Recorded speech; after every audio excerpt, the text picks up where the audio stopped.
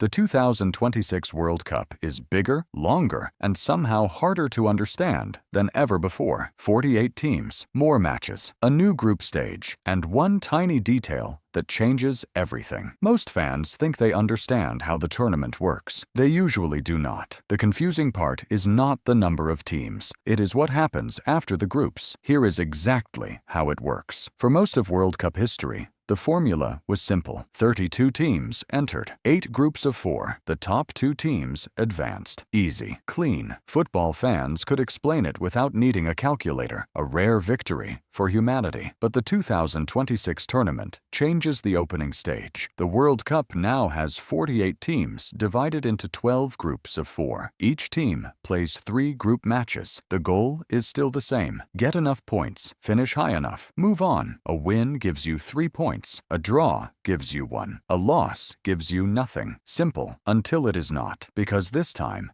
32 teams advance from the group stage. The top 2 teams in every group qualify automatically. That creates 24 teams. Then 8 more teams join them. These are the best third-place teams across all groups, and that is where the confusion begins. A team can finish third in its group and still survive. Another team can finish third and go home. Same position, different fate. The reason is the tournament needs a bigger knockout stage. FIFA expanded the competition because more countries wanted a chance to participate, and more nations means more stories, more matches, and yes, more complicated math. The knockout stage begins with 32 teams instead of the previous 16. Think of it like a huge classroom tournament. More students enter. The teacher still needs one winner, so the first challenge is simply deciding who stays in the room. Now, here is the twist most people miss. The old 32-team format was balanced because every group had the same number of teams and the same path forward. The new format creates extra questions. How strong was your group? How many points were needed? How did other third-place teams perform? Suddenly,